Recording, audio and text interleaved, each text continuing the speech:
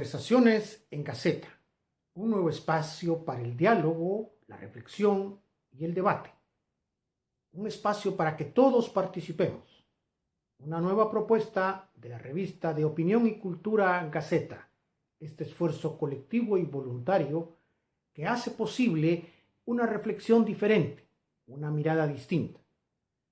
Conversaciones en Gaceta será coordinado por Silvia Trujillo, Trudy Mercadal, Edmundo Vázquez y Vinicio Barrientos Carles, compañeros que se suman a este esfuerzo colectivo para dialogar, para conversar, para abrir la discusión sobre temas comunes, sobre temas diferentes.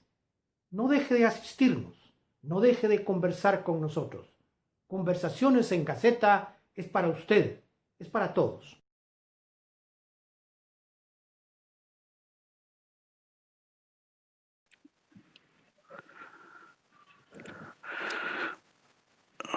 Muy bien, muy buenas noches a todos, a todas y todos los que nos acompañan en esta transmisión en vivo. Como hemos escuchado en el video previo, estamos ahora iniciando Conversaciones en Gaceta, un espacio especialmente diseñado para el sano intercambio y el enriquecimiento cultural, que tiene por objetivo la evaluación de diferentes perspectivas ante distintas problemáticas y la construcción del pensamiento crítico, tan necesario en nuestro país. En este sentido, es fundamental agradecer primero a la teleaudiencia que nos escucha y que nos colabora con la difusión y el seguimiento de estos eventos, que un equipo de colaboradores de la revista de manera muy entusiasta estamos tratando de impulsar. Ustedes tienen que estar claros que detrás de todos estos esfuerzos, siempre la piedra angular del proceso constructivo y del desarrollo comunitario serán quienes están detrás de la pantalla. En esta ocasión, como es la primera, me voy a tomar un minutillo para explicar cuál es la modalidad que usualmente vamos a seguir. En esta primera ocasión estamos iniciando con un tema y la modalidad será que vamos a perseguir la brevedad y la concreción de las intervenciones para no extendernos mucho, para lograr un total que no supere en mucho la media hora de duración del evento. Estará conformado por dos partes. El primer segmento se harán unas preguntas generales a los ponentes invitados con la idea de tener unas bases para un marco de referencia y que las preguntas podamos seguir un orden. En el segundo segmento, un poco más abierto, estaremos atendiendo las preguntas que ustedes pueden hacer desde ya, ahorita a través de Facebook, durante la transmisión, pero también es importante que en las próximas conversaciones vamos a publicar el flyer, la publicidad, y ustedes pueden desde antes anticipar las preguntas. De hecho, ahora nos ha llegado una pregunta que me parece a mí muy interesante. ¿Por qué estamos 4 hombres en el panel? ¿Verdad? Y yo creo que eso es muy importante que lo abordemos en términos de los conceptos de equidad. Bueno, entrando al tema de ahora, a mí en lo particular me parece que todos en el planeta estamos muy claros que esta pandemia del COVID está generando cambios a todo nivel, abarcando todos los sectores. La incertidumbre es un concepto que aparece como fundamental en estos cambios. Por otro lado, la complejidad de lo que estamos viviendo no puede dejarse de lado. En esta vorágine de contextos distintos a lo largo de todo el orbe, se ha escuchado mucho el concepto de modelos matemáticos.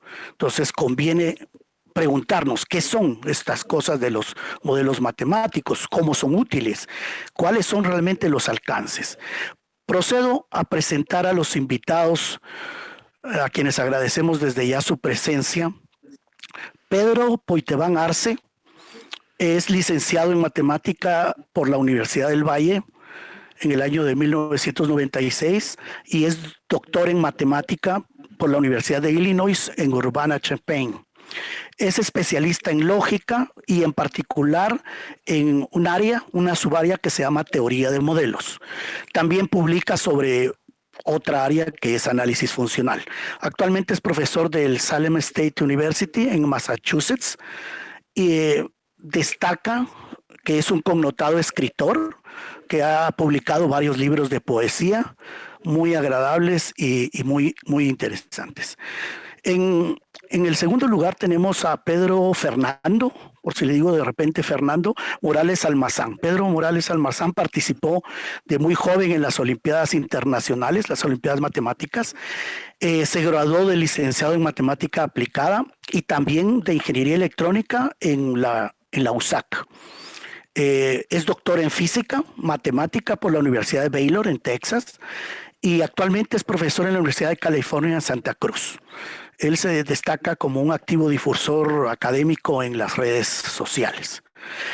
Tenemos a Juan Carlos Córdoba Ceseña. Él estudió también Ingeniería Electrónica en la USAC y también Física Aplicada en la misma universidad en 1993. Él es doctor por la Universidad de Arkansas en Fayetteville, no sé si lo pronuncio bien. Ha investigado la predicción de fenómenos eléctricos específicamente mediante fractales y en sistemas dinámicos caóticos, que es un área de sistemas dinámicos. Es profesor actualmente de la USAC. Le interesa mucho la modelación matemática y la difusión de la ciencia. Particularmente es también promotor del judo, el arte marcial que practica. En nombre de la revista Gaceta, nosotros agradecemos a ustedes tres, doctores, su presencia y su colaboración. Y de manera especial, a pesar de la distancia que nos separa geográficamente, porque entre Massachusetts, California y Guatemala tenemos un triángulo bastante grande y podemos apreciar en todo ese espacio un mismo objetivo que nos une, que es el desarrollo integral de nuestra querida patria Guatemala. Sin más, traslado y inicio con una primera pregunta que ustedes podrán abordar de la mejor manera, que como gusten. ¿Qué es realmente un modelo matemático y por qué puede resultar útil al estudiar un fenómeno? ¿Qué profesionales son los que deberían participar en esta construcción de un modelo matemático? En este sentido, me preocupa, ¿se trata de un tema de una disciplina específica o es decir, cuál sería esa disciplina o cómo está eso? Entonces le cedo la palabra vamos a seguir un orden, a Pedro Poitevin. Bueno, muchas gracias, Vinicio. Muchas gracias por la oportunidad de estar aquí hablando con ustedes. Intento responder un poco las preguntas que has hecho. Una es ¿qué es un modelo matemático? Pues un modelo matemático es, en mi opinión, una descripción matemática utilizando conceptos matemáticos, lenguaje matemático de algún sistema. Un sistema que puede ser hay muchos sistemas que se pueden describir matemáticamente. A lo largo de los últimos 100 años, más o menos, todas las ramas del conocimiento han exhibido una característica, una tendencia a la matematización, que es el proceso de añadir modelos matemáticos para describir los fenómenos que estudian. La tradición más venerable de la matematización está en la física, por supuesto, es el sitio originario de los modelos matemáticos, pero hay una gran variedad de tipos de modelos matemáticos aplicados en una gran diversidad de ramas de la ciencia, como la física, la epidemiología, la biología, la química, la economía, la psicología, sociología, ciencias políticas en general. La función de los modelos matemáticos varía de fenómeno en fenómeno. Algunos fenómenos tienen un comportamiento descrito con una precisión extraordinaria por el modelo, y entonces uno puede incluso hacer aplicaciones, uno puede diseñar cosas utilizando esos modelos matemáticos, incluso inventar pequeños artefactos de ingeniería, ¿no? Pero mientras más complejo es el fenómeno estudiado, es decir, mientras más variables interactúan de manera dinámica, es más importante que el modelo sea diseñado por equipos multidisciplinarios, que no solamente sea el resultado de un quehacer abstracto desde la perspectiva matemática, sino que haya una intervención de expertos de distintos temas. Y es muy importante analizar la sensibilidad de los modelos a las condiciones iniciales de los sistemas y no utilizarlos únicamente como oráculos mágicos que van a predecir el comportamiento futuro de un sistema dadas las condiciones iniciales, sino posiblemente como mapas conceptuales que le permiten a los usuarios de esos mapas conceptuales identificar nociones cruciales, clave, que permiten entender el comportamiento de los sistemas que uno está estudiando de una manera que no entendía uno cuando formula el sistema o el modelo matemático al inicio. Esa es la idea que yo tengo. Y supongo Pedro... Perfecto. Continúa, Pedro. O sea, Pedro Fernando. Ok. Solo faltó que el tercer invitado también fuera Pedro. Sí, fue una anomalía del sistema. Exacto. Pues a mi parte, digamos, a mi forma de entender y de abordar este tema, yo veo los modelos matemáticos como una simplificación de algún fenómeno que se quiere estudiar. Es decir, creo que Juan Diego Chang lo ha expresado muy bien. He compartido un poco con él últimamente con unas conferencias y él se refiere a los modelos como dando el ejemplo de figuras a escala. Por ejemplo, un avión a escala es un modelo de un avión real. Y esto lo que nos da es una simplificación de ya sea de un fenómeno, de un objeto, de un sistema, que nos ayuda a entender de una mejor manera ese sistema o fenómeno que estamos tratando de analizar. Entonces yo creo que para mí pudiera, digamos que, describir la idea de hacer modelos matemáticos como una forma de describir cierto fenómeno u objeto de una manera más sencilla y enfocarme en ciertas características. Creo que también es importante el saber, como bien mencionaba Luis Pedro, que no es un oráculo, sino que al revés, yo soy el que le tengo que preguntar al modelo las cosas, diseñar el modelo para que me pueda responder esas preguntas. No es nada más de agarrar una cajita negra y agitarla y ver qué es lo que me dice, sino yo tengo que primero tener una pregunta y en base a esa pregunta desarrollar un modelo, ¿verdad? Y el modelo puede ser ecuaciones, pueden ser un objeto físico, puede ser una simulación. Hay diferentes maneras de construirlo, ¿verdad? Digamos que ahorita nos estamos enfocando en la idea de hacer un modelo matemático con, digamos, teniendo en mente el rigor de lo que nos ofrecen las herramientas matemáticas. En el aspecto de quiénes deberían elaborarlo o si debería ser un esfuerzo uni o multidisciplinario, pues va a depender de la aplicación en específico, ¿verdad? O sea, por ejemplo, de nuevo, si yo estoy hablando de mi modelo a escala de un avioncito, pues quizás voy a necesitar hablar con ingenieros, voy a tratar de hablar incluso con, qué sé yo, mercadólogos, porque tal vez el modelo que estoy hablando es para ver qué tan llamativa es la forma del avión. Dependiendo de las preguntas que tengo que hacer, así tengo que ver el grupo de personas que tienen que intervenir. Entonces, definitivamente tiene que ser algo multidisciplinario y con esto, tal vez solo para terminar, me refiero no solo a diferentes áreas del conocimiento, sino incluso diferentes áreas dentro de la misma matemática, ¿verdad?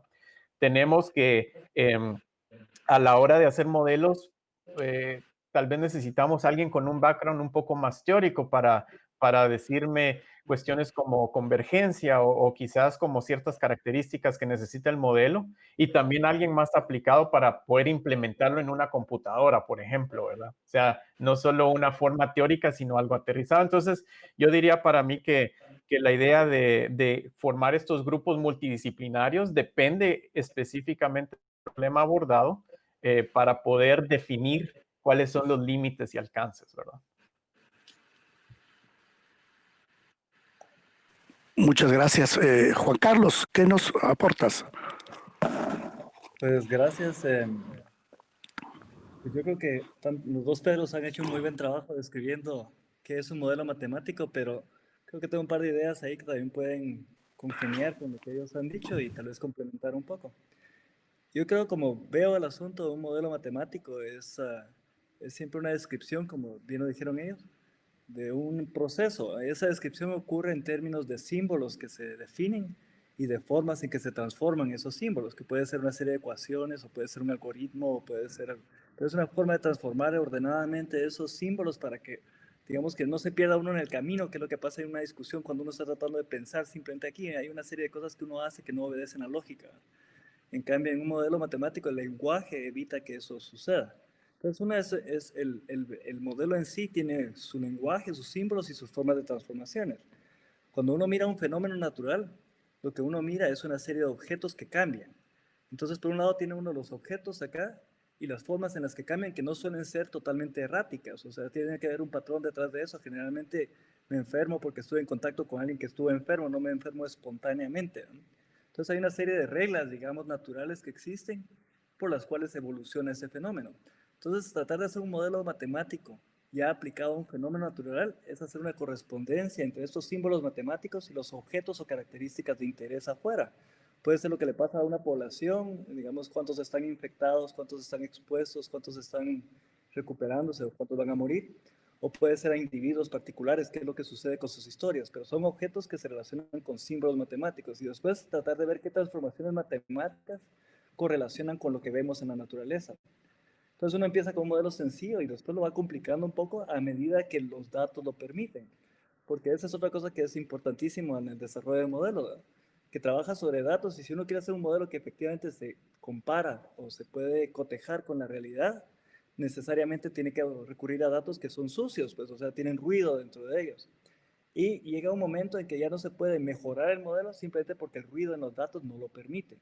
Entonces eso establece incertezas en lo que uno puede predecir en la extrapolación y en cuánto tiempo puede extrapolar, el horizonte en el que uno puede extrapolar eso. Es el hecho de que no es una bola mágica, no es una bola de cristal mágica, es un instrumento que nos permite ver cierta parte en el futuro con cierto grado de razonabilidad. Entonces creo que lo que nos permite en general, digamos, de los que mencionaría yo, es que los modelos matemáticos nos permiten en cierta forma validar nuestras teorías o pensamientos sobre cómo se desarrolla algo, pero también nos permite extrapolar razonablemente en el futuro. Y ese es el hecho ese, no está prometiendo uno que va a darle al asunto y va a pegarle a qué es, sino que está dentro de ciertos rangos y no me atrevo a decir más allá de cierto horizonte porque ya estudié que el fenómeno no permite eso. Es como lo que pasa con el clima, ¿no? Tiene un horizonte de más o menos de una semana, un par de semanas, pero no mucho más que eso, simplemente por el grado de complejidad inherente en el sistema.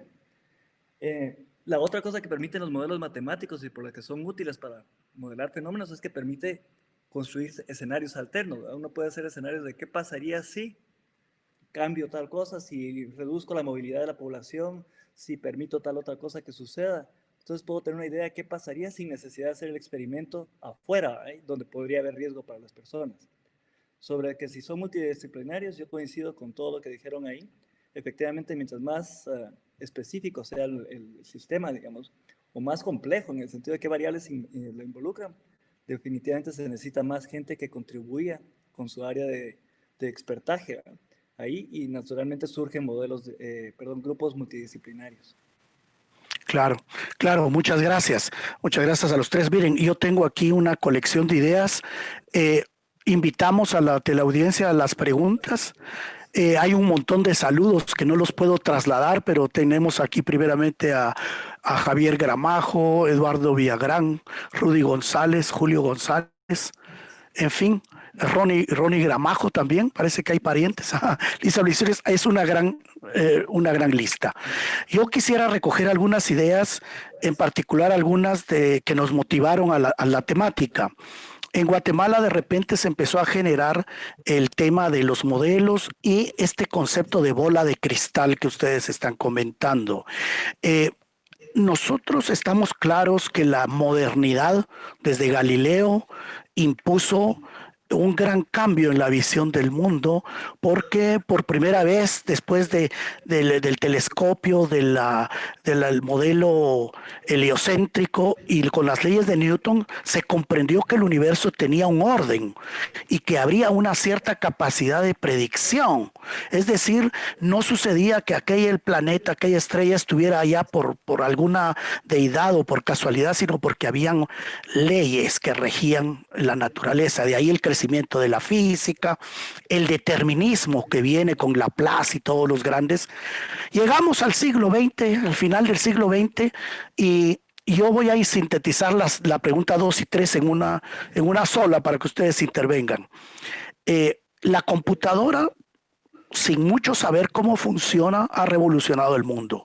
Es decir, los avances de la algoritmia computacional, ahorita con elementos de inteligencia, de predicción, de control al máximo nivel, bueno, no al máximo, pero nos sorprende cómo se están controlando varias esferas de la vida humana a través de la computación.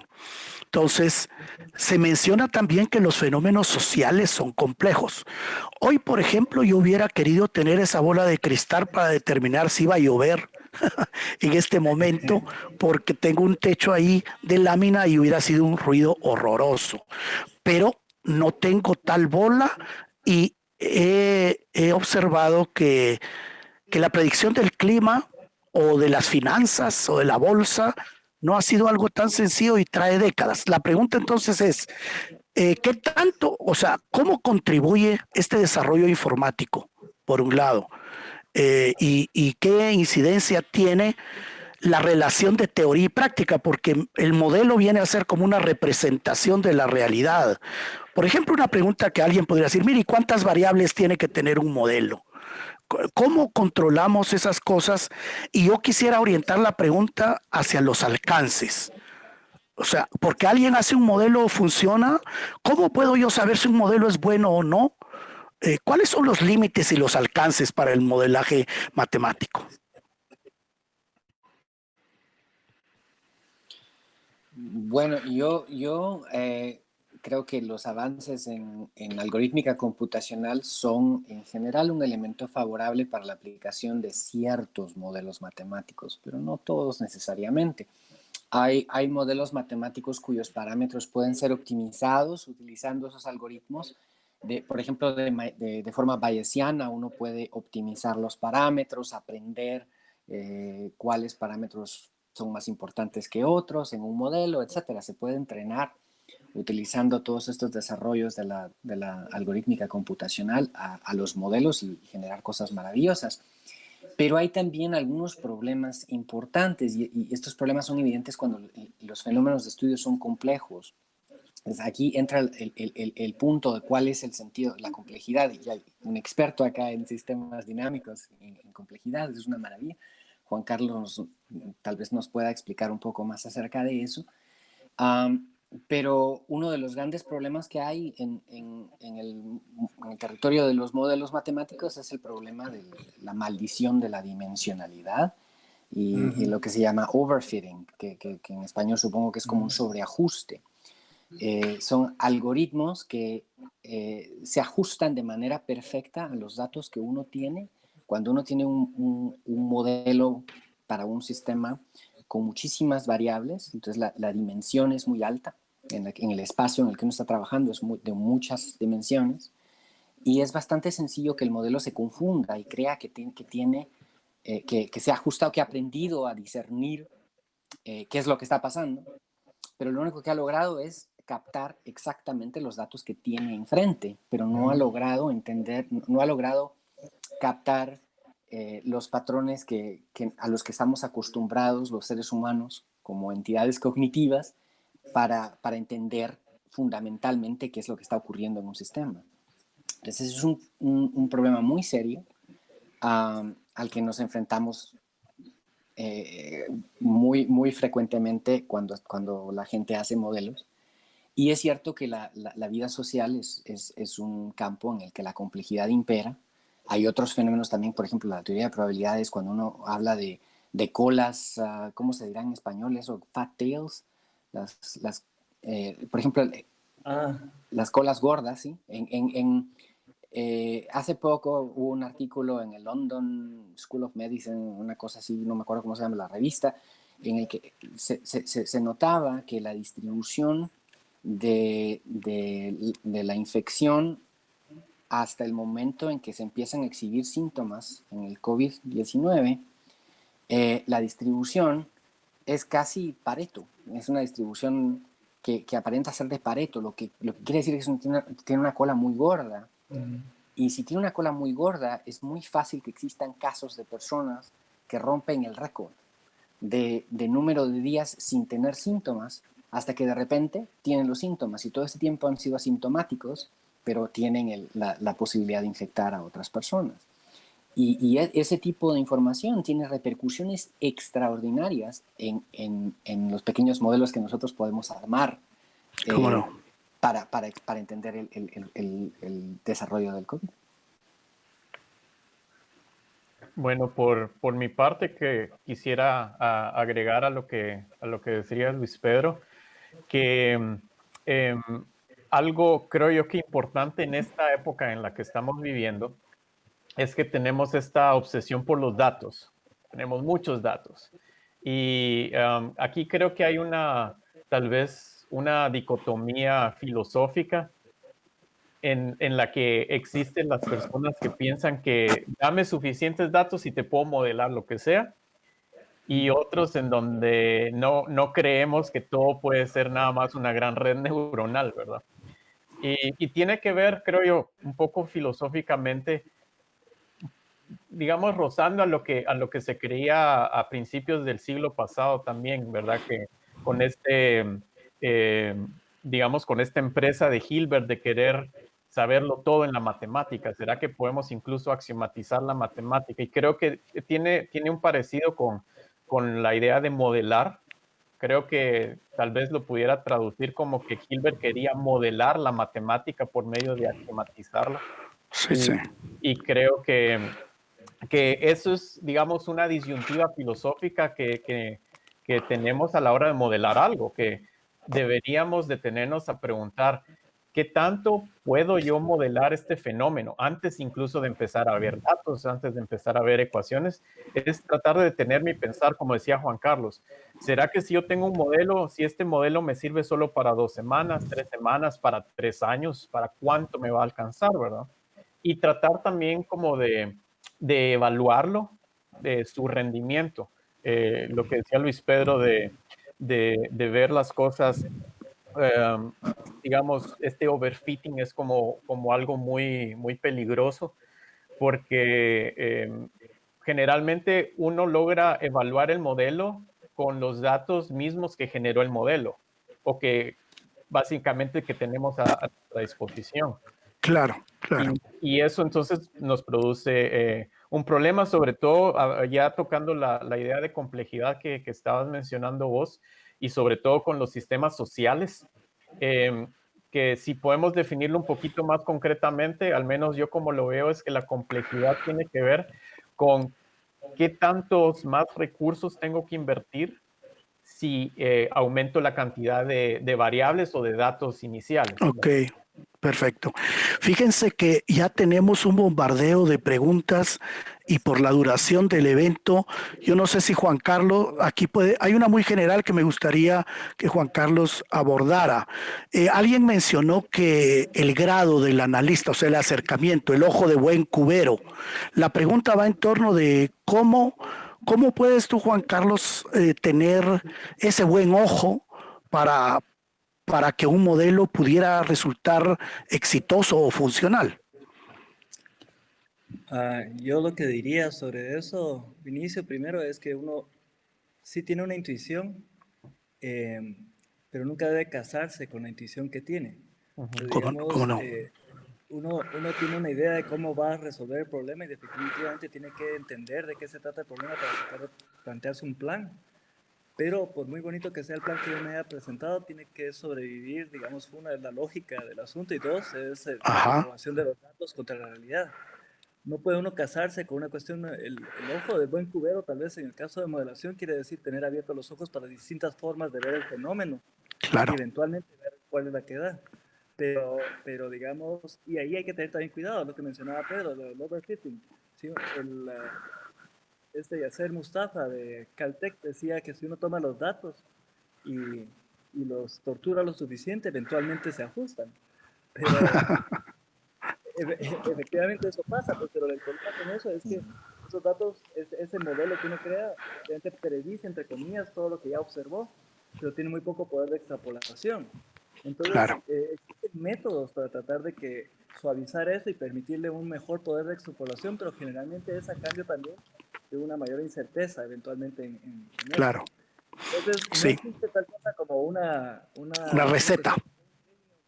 un genio que va a decir, esto es de esa forma y de una vez lo modela y queda de esa manera. Está sujeto a que uno vaya por pasadas y pasadas revisando, y en algunos casos lamentablemente uno pasa un par de meses haciendo algo y después lo tiene que descartar porque esa no era la vía para ir ahí. Lo que aprendió uno era que ese no era el camino.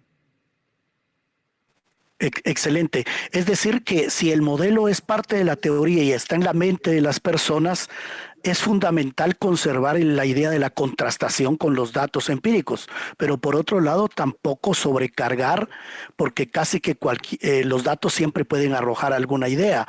En este sentido, se me ocurre que muchas veces la mejor solución es tal o cual, pero aún así esa mejor solución no es buena. Es decir, es un óptimo, pero no necesariamente. Miren, yo les voy a ir trasladando las preguntas, tengo 10 acá, de 20 de que estoy seleccionando, y ustedes libremente, por favor, vayan tomándolas. Solo les pediría una respuesta breve. Por ejemplo, aquí dice algo muy concreto. ¿Qué formas funcionales han sido utilizadas para describir la pandemia? ¿Y cuáles han dado mejores resultados?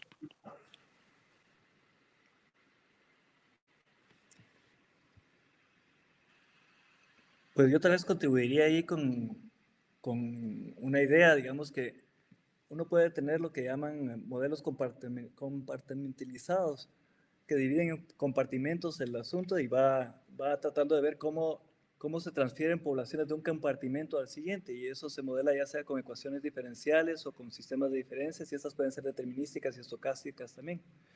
La otra forma de hacer la modelación aquí, que también es empleada mucho y creo que a mí en particular me llama mucho la atención también, es modelación basada en agentes, en los que uno realmente se olvida un poco de cuál es la ecuación diferencial que describe eso y trata de modelar cómo interactúan agentes. En algunos casos convergen los resultados, en otros no, pero son de las dos cosas que digamos que habrían que explorarse para poder definir después, basado en los datos, cuál probablemente da mejores resultados.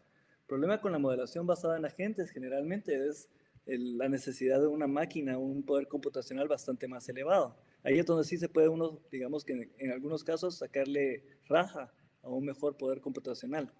Pero, pero sí, o sea, existen formas determinísticas, estocásticas, compartimentalizadas y basadas en agentes, entre otras. Sí, esa es una idea interesante. A veces en los Legos pensamos que cualquier máquina es igual, pero cuando los procesos algorítmicos crecen de forma exponencial, ya no cualquier máquina va a resolver un proceso. Fíjense que acá hay una pregunta interesante con relación a la tercera que teníamos prevista, que tiene que ver con el Estado. Específicamente, Carolyn Slowing Umaña pregunta, ¿qué se necesita para modelar el efecto de una medida de política pública? Por ejemplo, dice, la suspensión del transporte interdepartamental, que es algo que ahorita se ha dado. ¿Qué se necesita para hacer un modelo de esto? Pues yo pudiera decir de que, en primer lugar, para modelar cualquier tipo de situación se necesitan datos o descripciones del fenómeno que se quiere modelar y se necesita una pregunta concreta, ¿verdad? A la hora de decir, podemos modelar tal y tal fenómeno, lo importante es decir qué es lo que queremos modelar. ¿Quiero yo estimar cuánto va a ser el número de casos? ¿O quiero estimar cuánto va a ser el número de muertos? ¿O quiero estimar qué tanto se va a contagiar las personas? Etcétera, etcétera. Entonces, dependiendo de la pregunta que tenemos, es donde ya podemos empezar a ver cómo poder modelar esto, ¿verdad? Es como, digamos, haciendo una analogía muy burda. Si yo quiero cocinar una cena para mi familia, ¿verdad? Me pueden preguntar, mire, ¿usted puede cocinar? Yo debería contestar, ¿qué es lo que quiere que cocine? O sea, porque si me dicen, ¿puede cocinar un cereal? Pues yo les diría que sí. Pero si me dicen, ¿puede cocinar caquic? Les diría que no. Entonces depende qué es lo que queremos preguntar y en base a eso vamos a ver si queremos cereal y leche o si queremos pavo y ¿cómo se llama? Y semillas para hacer el recado, ¿verdad? También eso nos dice qué es lo que podemos hacer. Entonces, Creo yo, desde mi punto de vista, necesitamos una pregunta concreta y necesitamos también acceso a una descripción para poder modelar ciertas cosas. Preguntan, ¿es todo modelo descriptivo automáticamente predictivo?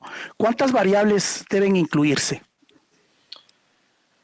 No todo modelo descriptivo es automáticamente predictivo. Hay modelos, justamente Juan Carlos mencionaba los modelos basados en agentes. Hay un artículo que acaba de salir, un modelo de Christopher Wolfram, el hijo de Stephen Wolfram, en Champaign, Illinois, y él utiliza modelos utilizando agentes para examinar la difusión y la transmisión del COVID-19, y las conclusiones son cualitativas más que cuantitativas. Por ejemplo, una de las cosas que concluye es que es mucho mejor tener un montón de pequeños reuniones pequeñas que una gran reunión. Entonces, por ejemplo, tener una gran convención es mucho más dañino para la difusión y la infección del COVID-19 que un montón de pequeños meetings, de pequeñas reuniones. Y esas son conclusiones cualitativas, no el tipo no a lo que estamos acostumbrados a llamar de predicciones cuantitativas, ¿no? Esta pregunta creo que está relacionada. Dice, científicos de la salud y economía están poniendo en duda el abordaje de una cuarentena estricta, entendiendo una cuarentena, digamos, con una única forma, como medio de contención. Entonces, la pregunta es, basándose en experiencias del resto de América Latina, ¿en qué puede ayudar un modelo matemático?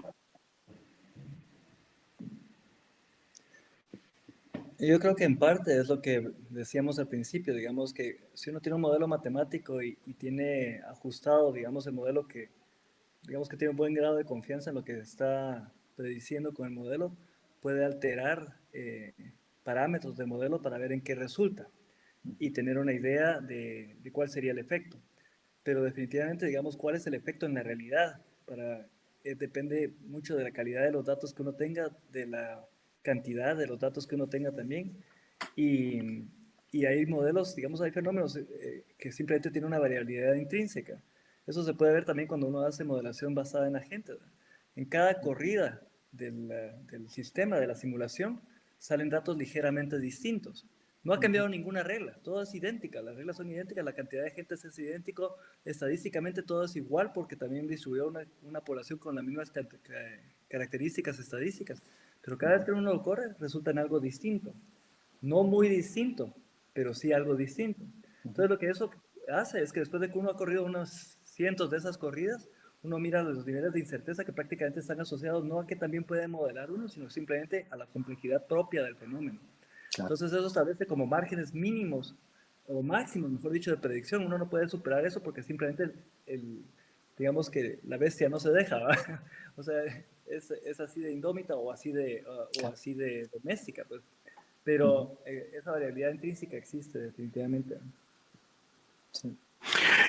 Acá hay una pregunta que dice, ¿debe el Estado proveer recursos para las instituciones dedicadas al desarrollo y la aplicación de los modelos matemáticos? ¿Cómo ven ustedes esto en Guatemala? Pues voy a comenzar contestando yo porque estoy en Guatemala ahorita, pero creo que es una intervención que quería hacer cuando estaba Pedro contestando la pregunta anterior a la anterior. Y es que, digamos, cuando ocurren fenómenos, ya sea catástrofes como esta pandemia, o catástrofes que tengan que ver con cuestiones más naturales, digamos, el clima, o sequías, o cuestiones de esa naturaleza, o un otro tipo de fenómenos que podrían ocurrir, pues uno tiende a tratar de ver dónde obtener consejo, entre comillas. Yo creo que el lado de la comunidad científica y técnica es de los primeros lugares a donde se debería ir. Pero también hay que tomar en cuenta que no se puede esperar mucho, digamos, me refiero a que ahorita, digamos, preguntar cómo funciona o cómo va a evolucionar el COVID para los científicos que trabajamos aquí en Guatemala, digamos, pues se hace lo posible por ver qué se puede modelar al respecto, pero no existe una institucionalización muy fuerte Entonces, digamos, no es como que me estén preguntando algo que estaba estudiando hace 6 meses, sino que ese fenómeno no se estaba estudiando por nadie, porque no hay una institucionalización fuerte de la ciencia que permita eso. Y eso sí de plano tiene que mejorarse. O sea, digamos, se necesita mejorar el aparato científico nacional para que esté involucrado en distintos temas, porque no se sabe en qué momento va a ser necesario cada tema, pero que además esté robusto, para que cuando se necesite efectivamente se pueda reaccionar, digamos porque ya se tiene una base, no porque en ese momento se empieza a trabajar. Entonces creo que es importantísimo establecer centros de investigación en diversas ramas, pues, y con un apoyo que no está necesariamente limitado a resultados inmediatos, porque esa es otra cosa. Aparte son resultados que se pueden dar, pero otra cosa es una inversión en el futuro. Perfecto. Fíjense que quisiera otorgarles ahí un par de minutillos para ir cerrando. Veo que en los próximos conversatorios tenemos el tema precisamente del Estado y la ciudadanía, en particular en el subtema salud. Y también el abordaje, hemos entendido que esto no es nada simple. No podemos pensar que se trata de tener un alicate que se ajusta a una tuerca y se le da vueltas. Esto implica equipos y por eso la transdisciplinariedad y el hecho de trabajar para la construcción de un modelo en varias profesiones es indispensable. Muchos piensan que un matemático o un físico va a ser un modelo de lo que sea, así sacándose de la nada las relaciones entre la realidad y la teoría. Y la verdad es que ahí, por ejemplo, en el caso de la epidemia, se necesitan expertos. Yo les dejo el uso de la palabra para compartir alguna conclusión o alguna idea fundamental de lo que hemos platicado.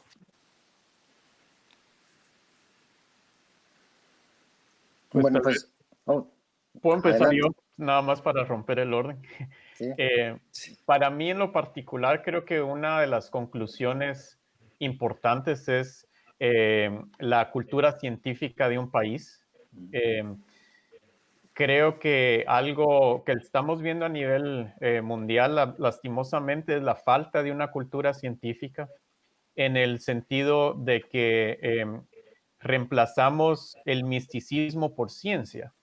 Es decir, todavía vemos a los científicos como una conexión hacia algo divino y entonces les preguntamos a los científicos qué va a pasar y el científico consulta su oráculo que se llama modelo matemático y nos dice dentro de 2 semanas van a haber 2.500 muertos, ¿verdad?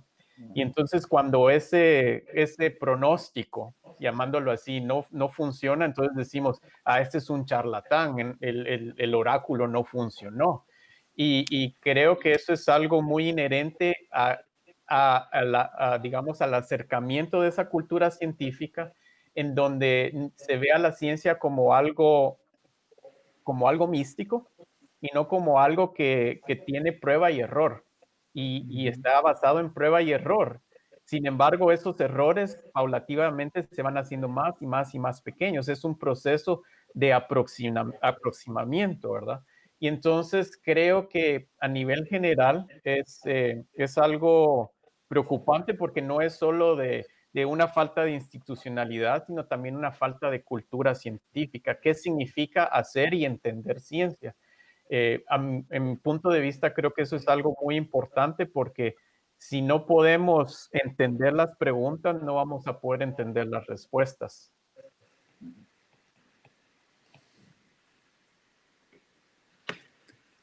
Pero te ibas a decir algo.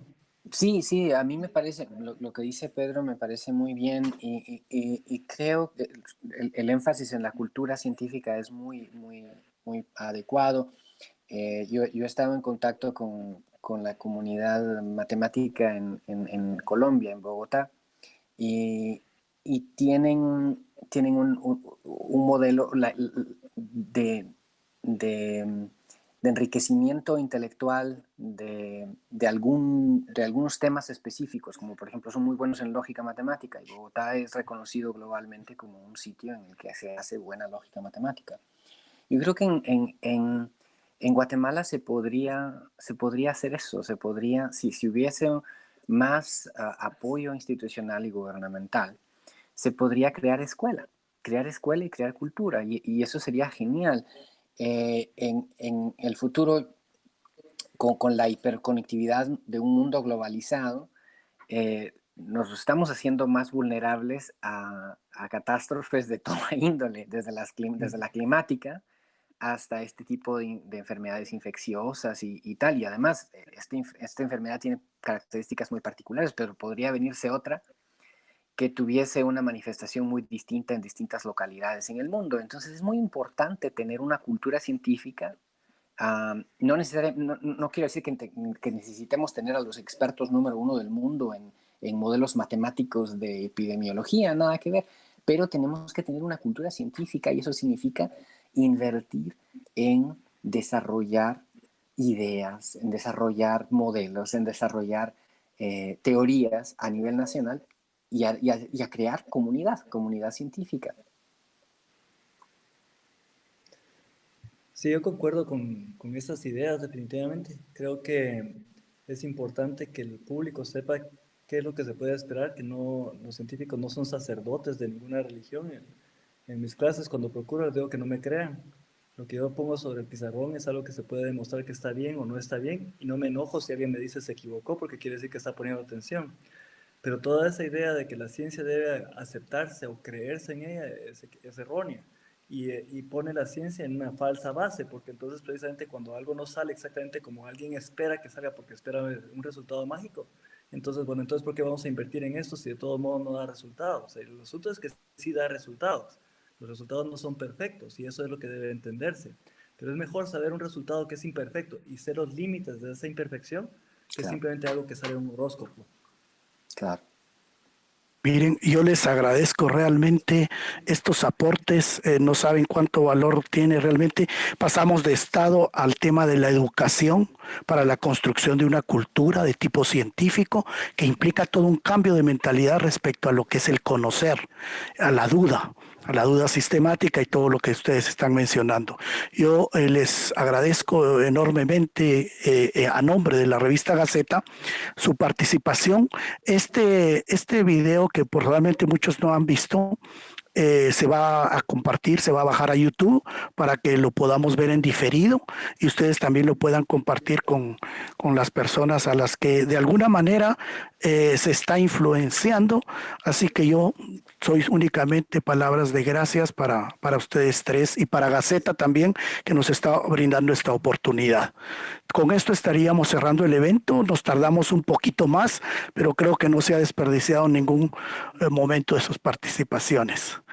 Así que con esto nos despedimos. Muy, muy agradecidos. Igualmente, Gracias. muchas gracias. Muchas gracias. Muchas gracias. Saludos. Chao.